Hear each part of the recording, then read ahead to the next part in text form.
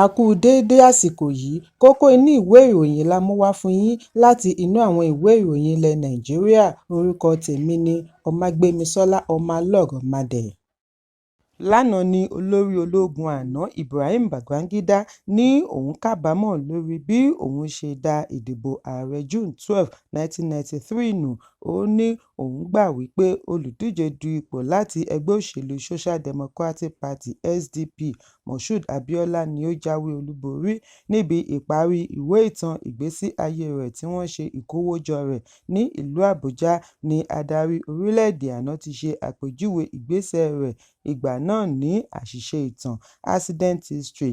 Ọ̀rọ̀ rẹ̀ yìí ni ó ti wá dá awuyewuye sílẹ̀ láàrin ará ìlú.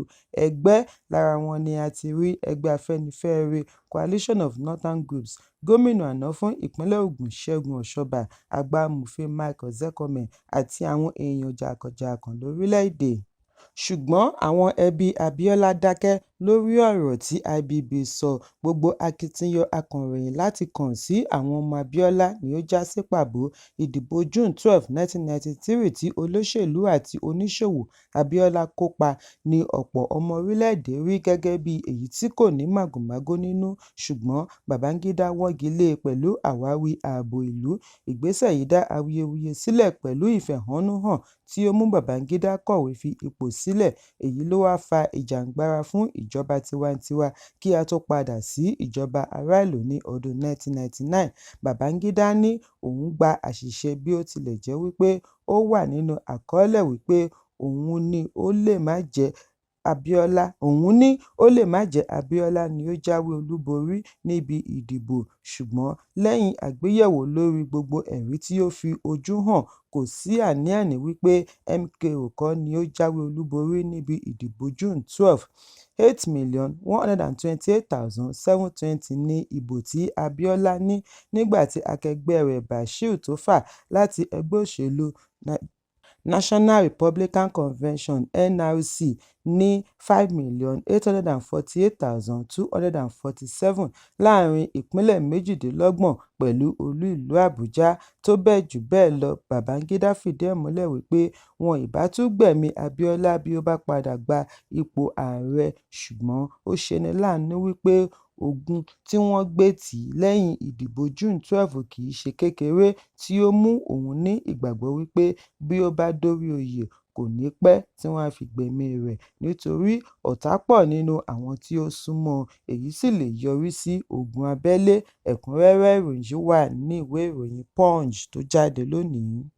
Ọlọ́rọ̀ ògbólógbòó ọ̀gá àwọn ajínigbé tí wọ́n ti dájọ́ rẹ̀ Chukwudumemi Nwamadike alias Evans ti sọ fún ilé-ẹjọ́ gíga ìpínlẹ̀ Èkó tó fìkàlẹ̀ sí Tafawa Balewa Square wípé òun ti di olùkọ́ ní ọgbà ìwàtúnṣe Kirikiri lẹ́yìn tí òun gba ìwé-ẹ̀rí Diploma Economics láti Yewa College of Education. Fún ìdí èyí, òun kì í ṣe ọ̀daràn mọ́. Evans ní òun ti ṣetán àti yọ̀ǹda gbogbo ìní òun gẹ́gẹ́ bí ohun ẹ̀bẹ̀ fún pàṣípààrọ̀ òmìnira rẹ̀ bí ilé-ẹjọ́ bá lè fi ojú àánú wò ó. Nínú ìwé ẹ̀bẹ̀ rẹ̀ ni ó ti jẹ́jẹ̀ẹ́ àti jọ̀wọ́ tírọ́ọ̀kì ọkọ̀ tuntun 14 fún ìjọba ìpínlẹ̀ Èkó fún títà kí wọ́n sì kó owó rẹ̀ fún mọ̀lẹ́bí tí òun ṣe níjàmbá.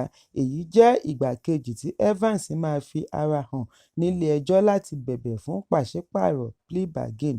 Ọgbọ̀njọ́ oṣù kínní ọdún 2025 ni Evans kọ́kọ́ kàn sí ilé-ẹjọ́ láti bẹ̀bẹ̀ fún ìdúnàádúrà lórí ipa tí ó kó nídìí ìwà ìjínigbé.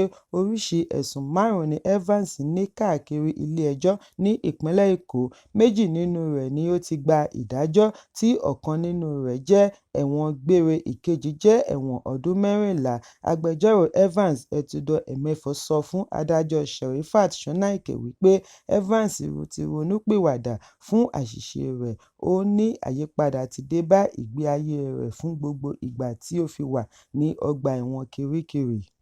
Bákan náà ni ó ní ìjọba àpapọ̀ fún un ní ètò ẹ̀kọ́ ọ̀fẹ́ nínú ọgbà ẹ̀wọ̀n.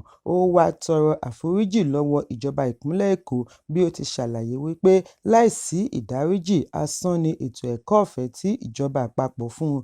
Ó tẹ̀síwájú láti ṣe àríyànjiyàn wípé kò ní lè ṣe iṣẹ́ lórí ìmọ̀ tí ó ti kó jọ bí ó bá ṣì wà nínú àhámọ́. Èyí yóò yọrí sí ìfowóṣòfò fún ìjọba àpapọ̀.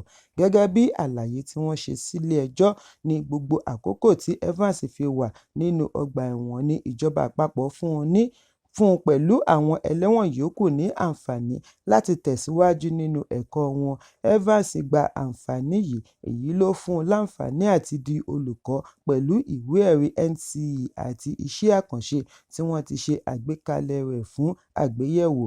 Láfikún, wọ́n fún Evans ní àǹfààní láti kàwé ní National Open University of Nigeria lábẹ́ ètò ẹ̀kọ́ ọ̀fẹ́ ìjọba.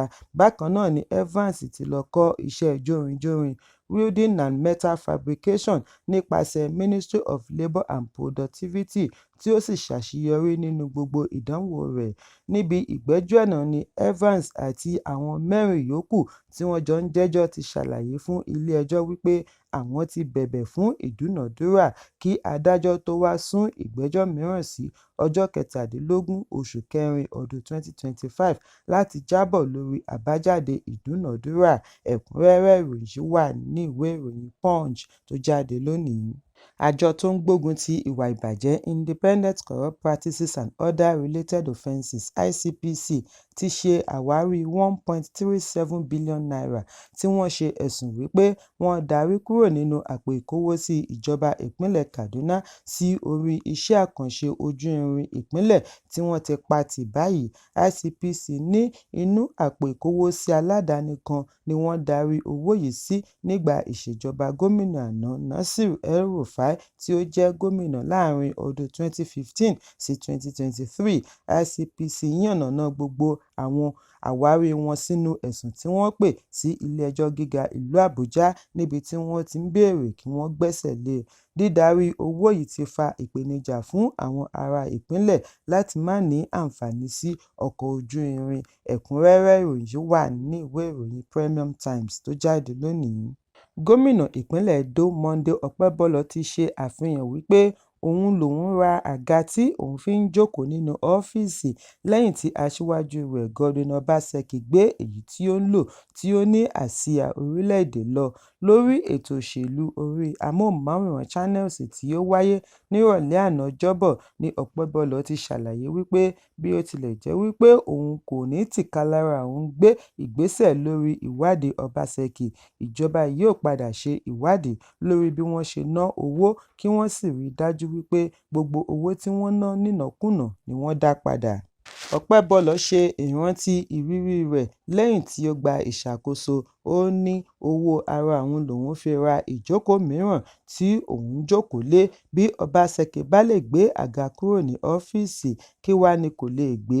Gómìnà fi àṣeyọrí ìdìbò rẹ̀ kọ́ ìdásí láti òkè wá bí ó ti ní bí òun bá tún díje lẹ́yìn ọdún díẹ̀ òun á tún jáwé olúborí. Ó ní ǹjẹ́ ẹnikẹ́ni lè tọ́ka bàbá ìsàlẹ̀ kan tí ó ń tì í lẹ́yìn? Ọlọ́run ń lo àwọn èèyàn láti ran òun lọ́wọ́ ṣe àtìlẹ́yìn fún un láti dé ibi tí ó dé lónìí. Ẹ̀kúnrẹ́rẹ́ ìròyìn wà nínú ìwé ìròyìn Vanguard tó jáde lónìí.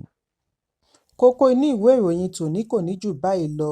Ẹ pàdé mi ní ìrọ̀lẹ́ fún àkọ́tún ìròyìn. Kí a tó lọ, ẹ má ṣaláì fi àkíyèsí yín ránṣẹ́ kí ẹ sì bá wa subscribe sójú náà wa lórí YouTube kí kókó inú ìwé ìròyìn lè máa tẹ̀ yín lọ́wọ́ ní kíákíá.